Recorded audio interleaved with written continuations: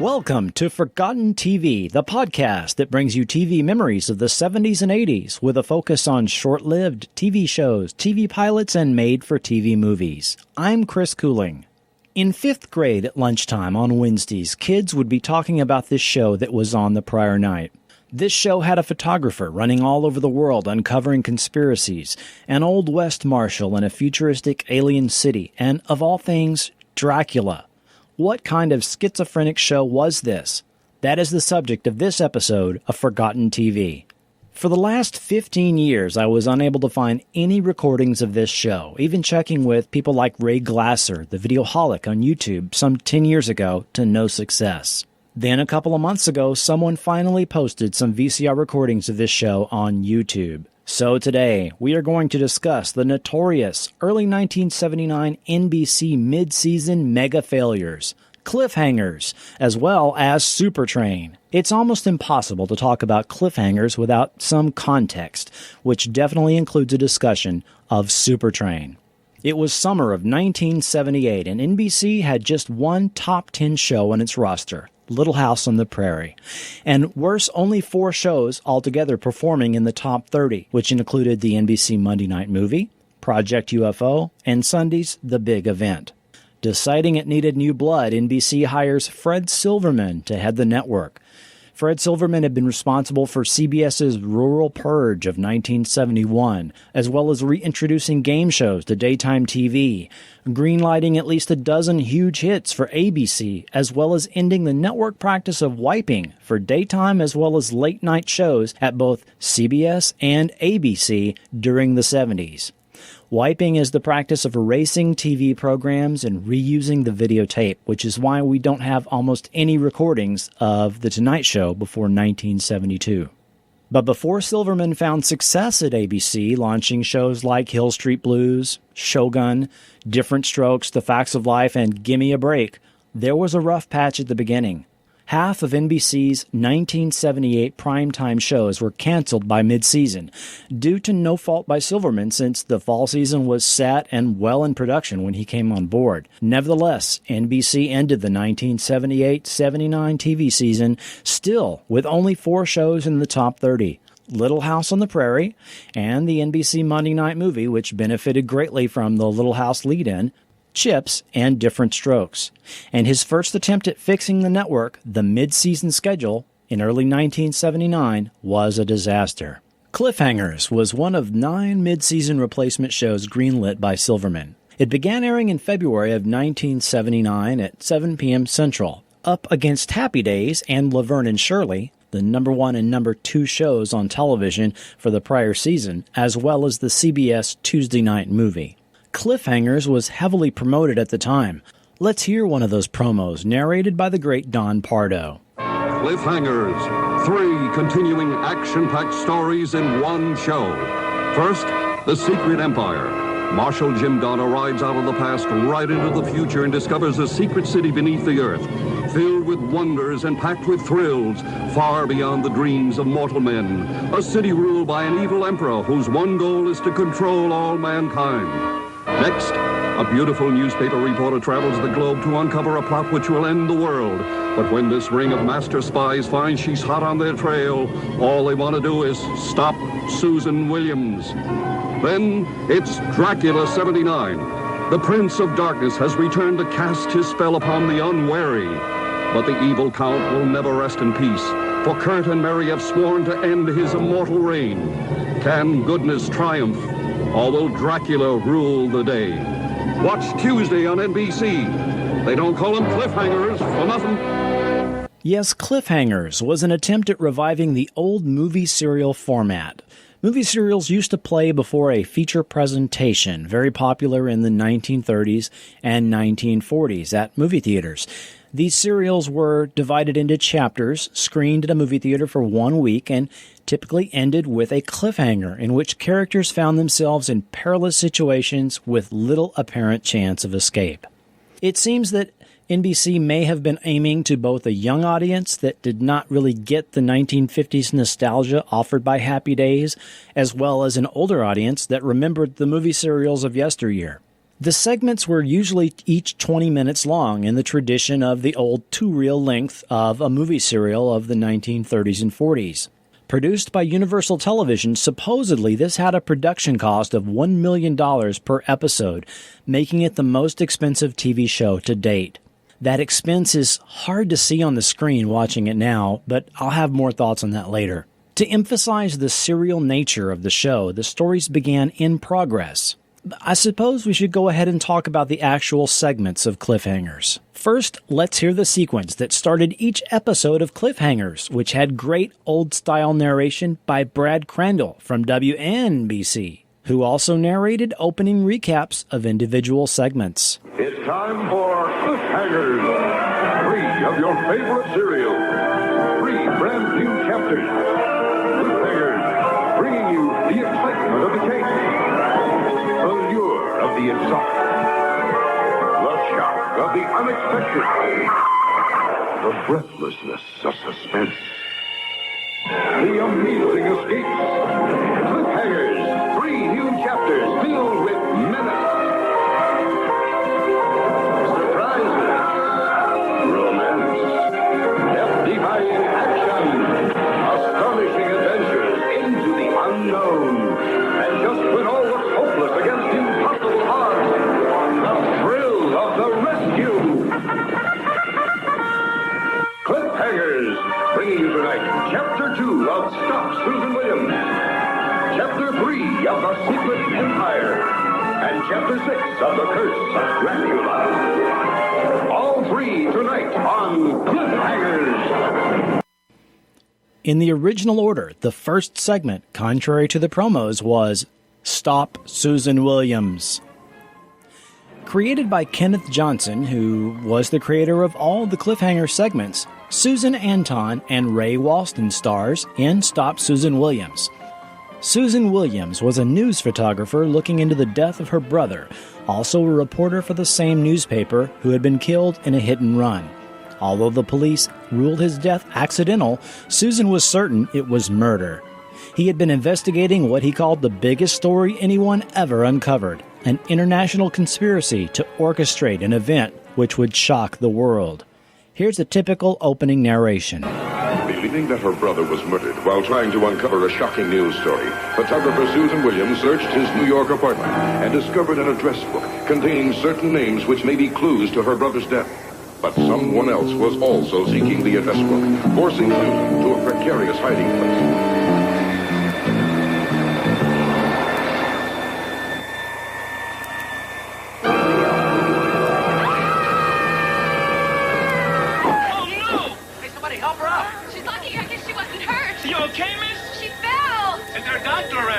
Convinced now that her brother was onto a major story, Susan tells her editor that she is going to track down the truth, even if she has to go around the world to do it. Her first stop is Marrakesh, Morocco, where she confronts Jack Shongar, an American mercenary who admits knowing Susan's brother, but denies any knowledge of an international plot. Returning to her hotel, Susan is unaware that she is being watched by those who would stop her investigation. Really, this story is an excuse to have Susan Anton in danger and killed nearly every week with different stock footage edited in to show that she's in a new part of the world. A lot was riding on the appeal of Susan Anton herself, cast by Fred Silverman, and the network had her do a number of public appearances to publicize the show. Stop Susan Williams was based loosely on the story of The Perils of Pauline, a movie serial from 1914, which had numerous sequels and remakes over the decades, including a 1933 serial and a 1947 feature film. Now stay tuned for this week's chapter of The Secret Empire. Follow it immediately. Don't touch that dial. It's time for Chapter 4 of The Secret Empire, portions of which are in beautiful black and white.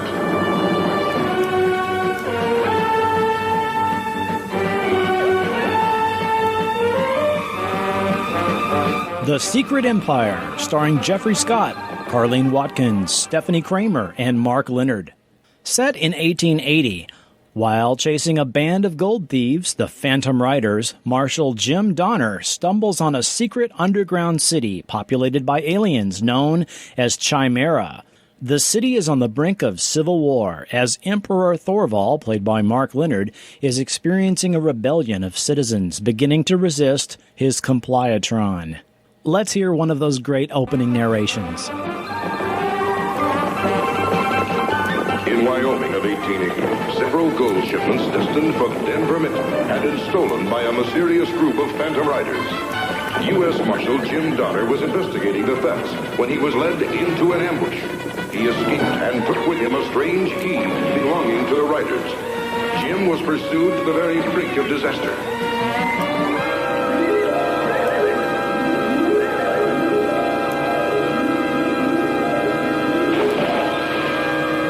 After Dr. Millie Thompson patched him up, the young orphan boy Billy brought word to the marshal that he too had seen the Riders.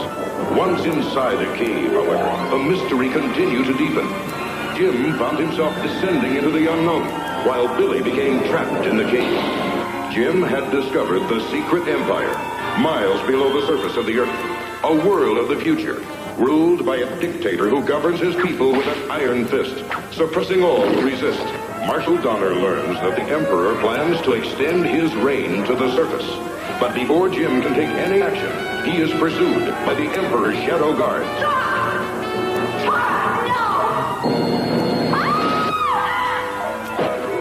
This is a direct homage to 1930s, 1940s westerns and fantasy serials, and it's essentially a remake of the 1935 serial The Phantom Empire with Gene Autry. Complete with laser sound effects directly copied from Battlestar Galactica, the gimmick of this segment was its use of black and white or really sepia tone on the above-ground scenes set in 1880 Old West and color in the underground city. I suspect The Secret Empire was the most expensive of the productions. The video quality on the segments that are available on YouTube make it hard to see the actual expense on the screen. Since they were not able to make extensive use of stock footage and existing sets, it makes sense that this was the most expensive segment. Now stay tuned for this week's chapter of The Curse of Dracula, following immediately.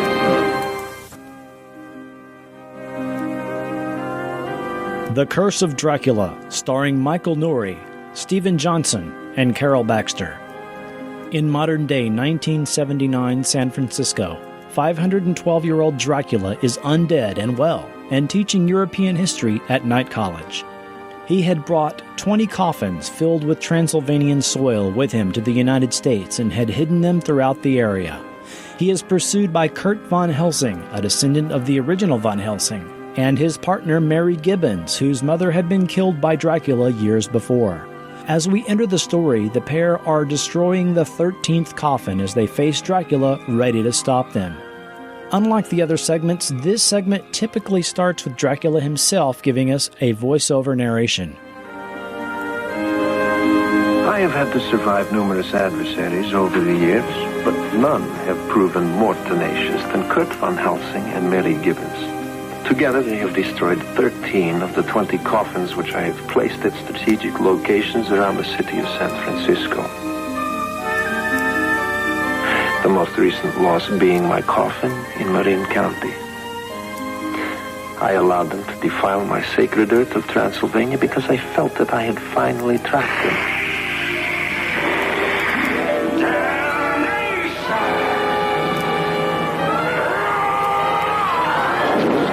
Prepared the old barn with gasoline. The flames spread rapidly.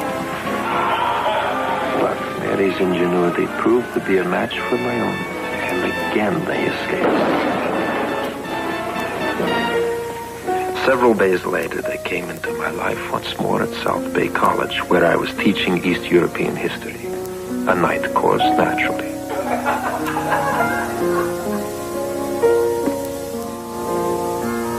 When I recognized Mary in my class, I was surprised to feel a certain pleasure within myself. I am becoming intrigued with her. There is some obsession in her eyes which fascinates me. I invited her to my home, perfectly aware that Von Helsing would not be far behind. It was not difficult to put him off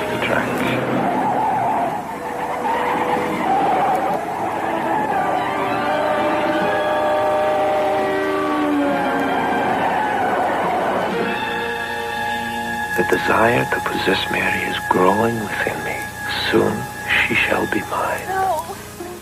Arguably, this was the best and most popular of the segments. In fact, by the third episode, Dracula was moved from the third segment to the first so that the episode could lead with its strongest story, which involved gothic romantic horror and a somewhat sympathetic portrayal of Dracula. Although it included a couple of humorous scenes throughout the episodes, one of which where Dracula got pulled over and asked for his driver's license and he had a funny exchange with the police officer, the lack of the announcer at the beginning of the segments makes the Dracula segment seem less campy and appear more serious in tone than the other two stories. And Dracula was the only segment that actually completed its storyline during the short run of the show. It's extremely hard to fathom that this show cost as much to produce in 1978 as Star Trek The Next Generation cost a decade later. Due to extensive chapter recaps and a long tease for the following week, at most, each segment had 12 minutes of new footage. Stop Susan Williams seemed to make use of a lot of stock footage. Dracula could be easily shot on location. The costs must have been mostly associated with having to have 3 separate production crews for each episode. The cliffhangers themselves were often tired and contrived. For example, a hero is shown experiencing a car crash, then in the next chapter, he was shown jumping out of the door at the last minute. Or the hero is attacked by a menacing creature at the end of a chapter, and then at the beginning of the next, oh, that's my pet, he's really quite harmless. It was a storytelling format that was several decades out of its time. Cliffhangers was not the hit Fred Silverman was hoping for. It aired for a total of 10 episodes before being pulled from the schedule, with the last episode airing May 1st of 1979. As a result, Dracula was the only segment that completed its storyline. Stop Susan Williams and The Secret Empire remained unresolved. Even though an 11th episode was produced, it was never aired by NBC. The segments Stop Susan Williams and The Curse of Dracula were repackaged and re-edited as TV movies and enjoyed later airings. Stop Susan Williams was edited into a 91-minute movie, The Girl Who Saved the World. The Curse of Dracula was re-edited into a syndicated TV movie, The World of Dracula, sometimes titled The Loves of Dracula, and aired in the late 90s on the Sci-Fi Channel, as well as on TV horror host Svengoolie's show. But The Secret Empire was never seen again. No official release has ever been made or is even likely due to how obscure and short-lived this show was. Any DVDs you find for sale on eBay or those gray market DVD sites are bootleg copies of home recordings and not official releases. Most but not all of the episodes can be found on YouTube. A couple, though, have no audio, and the video quality is not very good. They appear to be EP recordings and are possibly second-generation copies. This is NBC.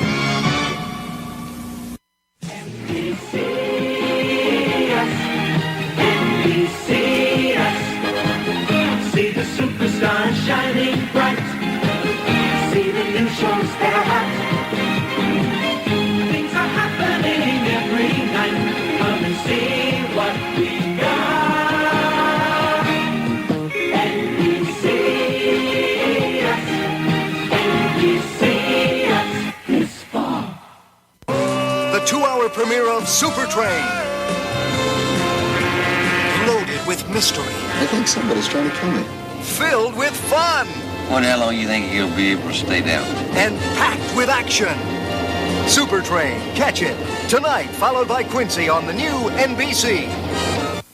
Cliffhangers was just one of 9 new mid-season shows NBC slotted for early 1979.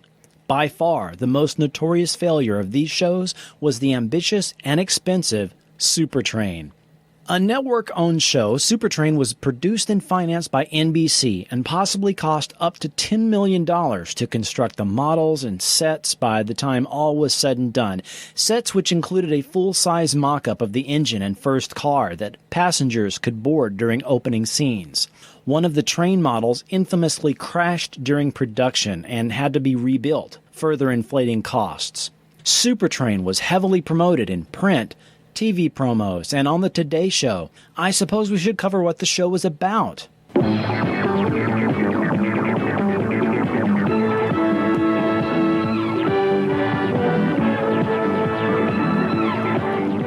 Supertrain, which has the most 70s logo that ever existed, is a nuclear-powered, double-decker, double-wide bullet train equipped with cruise ship amenities, like a theater lounge, gift shop, disco, and swimming pool.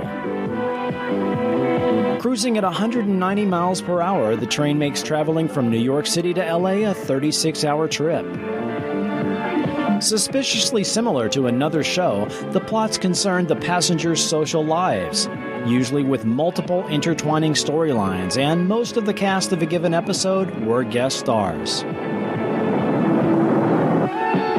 Your Supertrain crew included Edward Andrews, Harrison Page, Robert Alda, Patrick Collins. If all this sounds very familiar, it should. This was an obvious attempt by NBC to have its own Love Boat, which was a top 20 show for ABC. The 2-hour premiere movie had decent ratings, but did not translate to good ratings for the series, which dropped like a rock the following week. The premiere was up against the photo finish episode of The Amazing Spider-Man on CBS and a 2-hour Charlie's Angels. Regular Wednesday night airings, it was up against Spider-Man and 8 is Enough. The premiere movie had guest stars Steve Lawrence, Don Meredith, Vicki Lawrence, George Hamilton, Stella Stevens, and Fred Williamson. Many of these stars extracting top dollar for their appearances. The plot revolved around a mysterious assassin making repeated attempts on the life of a passenger, played by Steve Lawrence.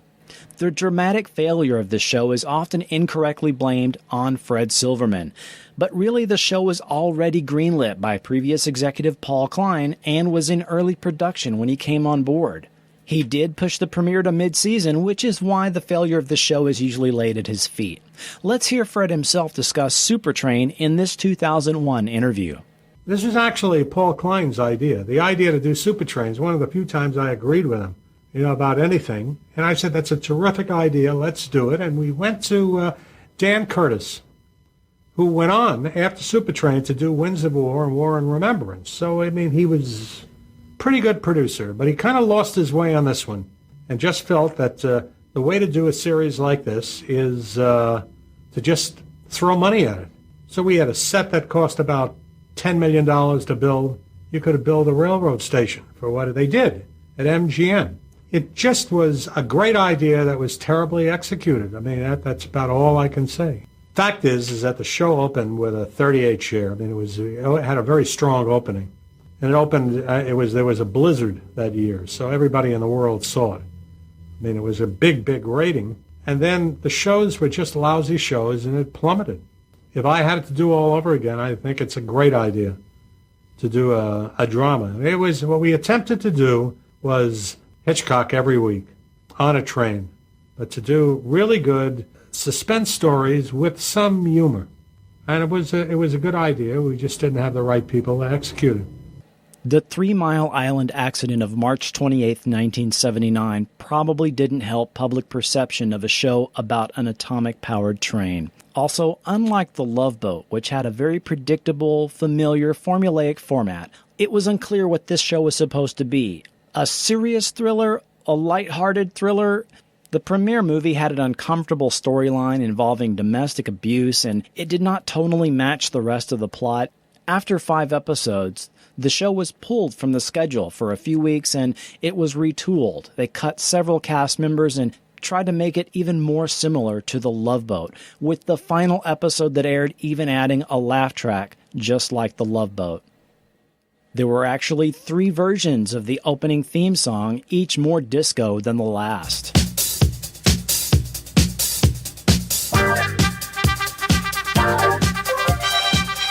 The totally 1970s guest star lineup included Tony Danza, Jamie Farr, Zsa Zsa Gabor, Bernie Capel, Lyle Wagner, Nicholas Hammond, Chip Fields, Henry Jones, Mako, Isabel Sanford, Abe Vigoda, Larry Linville, Cleavon Little, Loretta Swit, Vic Tayback, Joyce DeWitt, Roddy McDowell, Victor Buono, Keith Coogan, Noah Hathaway, Rue McClanahan, Billy Barty, and Dick Van Dyke.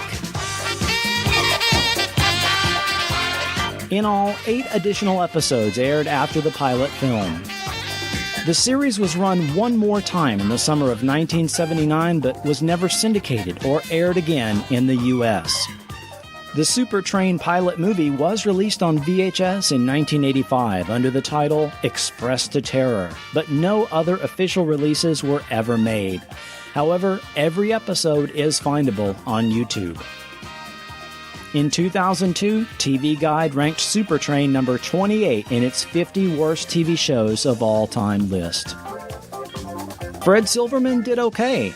After a rocky start, he ended up being responsible for hits that helped raise the status of NBC, like Hill Street Blues, Different Strokes, and The Facts of Life. He went on to start his own production company and produce such programs as the Perry Mason television movies, Matlock, In the Heat of the Night, and Diagnosis Murder.